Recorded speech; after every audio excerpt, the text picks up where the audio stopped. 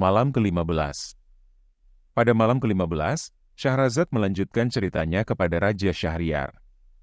Malam yang lalu, hamba telah sampai pada kisah orang buta ketiga yang menceritakan pengalamannya kepada gadis pemilik rumah. Saat itu, semua tamu mendengarkan dengan cemas, sementara pedang-pedang terhunus mengancam nyawa mereka. Kini, hamba akan melanjutkan kisahnya, yang mulia. Orang buta ketiga menceritakan bagaimana ia berjuang mendaki sebuah gunung, bertahan melawan badai yang hebat hingga Allah Subhanahu wa Ta'ala akhirnya menolongnya. Setelah mencapai puncak, ia menemukan kubah misterius. Setelah memasuki kubah, aku segera berwudhu dan mendirikan sholat 2 rakaat di dalamnya sebagai rasa syukur atas keselamatanku. Setelah sholat, aku jatuh tertidur di bawah kubah. Dalam tidurku, aku mendengar sebuah suara. "Wahai Ibnu Hadib," ucap suara itu, "jika engkau bangun dari tidurmu, galilah di bawah kakimu. Engkau akan menemukan sebuah busur tembaga dan 3 anak panah timah yang ditulisi mantra-mantra. Ambillah busur dan anak panah tersebut, lalu bidiklah penunggang kuda di atas kubah itu dan bebaskan umat manusia dari bencana besar ini. Jika engkau membidiknya, penunggang kuda itu akan jatuh ke laut dan busur itu akan jatuh dari tanganmu. Maka, ambillah busur itu dan tanamlah kembali di tempatnya. Jika hal itu sudah engkau lakukan, laut akan bergelora, gelombangnya akan menjadi setinggi gunung, dan akan datang kepadamu sebuah sampan kecil yang memuat patung manusia lain. Patung itu memegang sepasang dayung. Maka, bersampanlah bersamanya. Ia akan mendayung selama 10 hari membawamu hingga tiba di Bahar As-Salamah. Begitu tiba di sana, engkau akan menemukan orang yang sudi membawamu ke negeri asalmu. Hal ini akan terjadi dengan sempurna apabila engkau tidak menyebut nama Allah." Ketika ia bangun, aku segera mengikuti instruksi dari mimpiku. Memanah patung tersebut, dan patung itu jatuh ke laut. Segera setelah itu, laut bergolak, dan sebuah sampan kecil datang menghampiri. Di dalam sampan ada patung manusia dari Kuningan, memegang dayung. Aku naik ke sampan tanpa berkata apa-apa, karena diingatkan agar tidak menyebut nama Allah selama perjalanan. Selama 9 hari, sampan itu membawaku melintasi lautan. Pada hari ke-10, ketika melihat tanda-tanda daratan, aku sangat gembira dan secara refleks menyebut nama Allah, tahlil dan takbir. Seketika itu juga, aku terlempar dari sampan dan tercebur ke laut. Meskipun aku pandai berenang, karena telah berenang sepanjang hari bahuku teras kaku dan lenganku sulit digerakkan. Karena merasa diriku akan mati tenggelam, aku pun mengucapkan syahadat. Tiba-tiba, datanglah hembusan angin kuat yang membuat laut bergelombang dan dengan sekali sentakan, gelombang itu melemparkanku terdampar di pantai. Rupanya, Allah Subhanahu wa Ta'ala berkehendak untuk menyelamatkan diriku.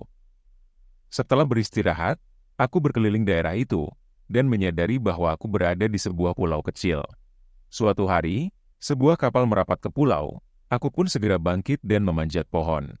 Dari kapal keluarlah 10 Buddha hitam dan segera menuju tengah-tengah pulau. Mereka menggali tanah dan menemukan pintu menuju sebuah ruangan bawah tanah.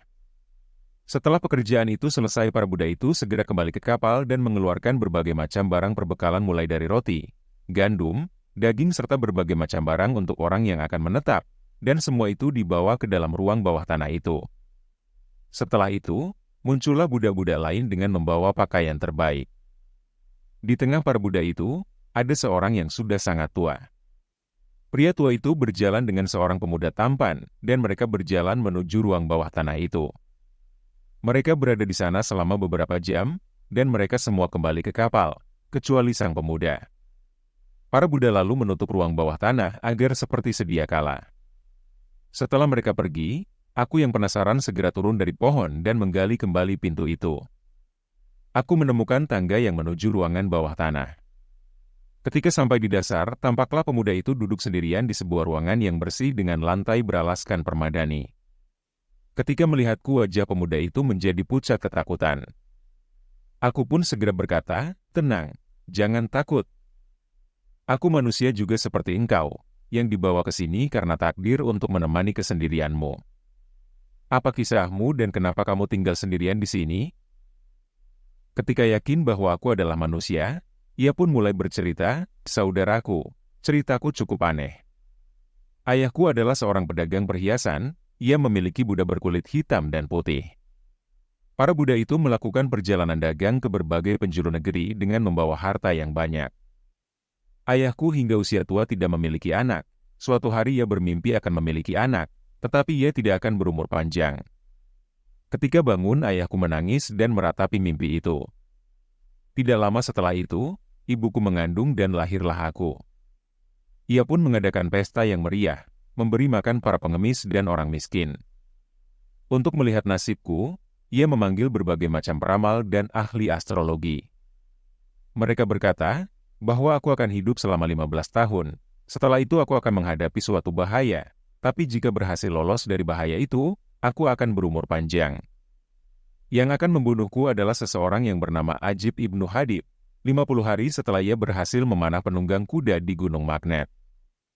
Dan 10 hari lalu ayahku mendengar bahwa penunggang kuda itu telah jatuh ke laut, setelah dipanah oleh Ajib Ibnu Hadib.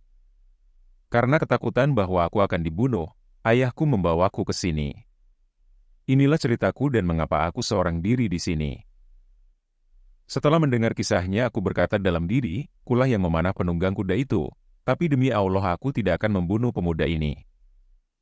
Aku pun berkata pada pemuda itu, Tuan, izinkan aku menemanimu dan melayanimu di sini. Setelah waktu bahayamu berlalu, aku akan ikut bersamamu, lalu pergi ke daerah asalku. Aku pun menemaninya makan, berbicara hingga malam. Hal ini berlangsung selama 39 hari, saat malam pemuda itu ingin dibuatkan jus buah melon. Aku pun mengambil buah melon dan ketika ingin membelah buah, aku tidak menemukan pisau. Aku pun bertanya, Tuan, di mana pisau? Dirak di atas kepalaku, jawabnya. Aku pun segera mengambil pisau itu, lalu mengeluarkan dari sarungnya.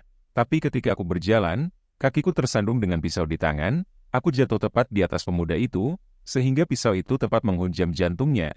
Ia pun mati seketika itu juga. Setelah menyadari aku telah membunuh pemuda itu, aku pun berteriak keras, memukuli wajahku dan merobek pakaian. Lalu berkata, sesungguhnya kami adalah milik Allah, dan sesungguhnya hanya kepadanya kami akan kembali. Pemuda itu hanya tinggal 1 hari lagi ia akan bebas dari bahaya seperti yang diperkirakan para peramal. Ini adalah bencana yang menyakitkan tetapi itulah ketetapan Allah. Fajar mulai menyingsing, dan Syahrazad menghentikan ceritanya, meninggalkan Raja Syahriar penasaran akan kelanjutan kisah luar biasa ini.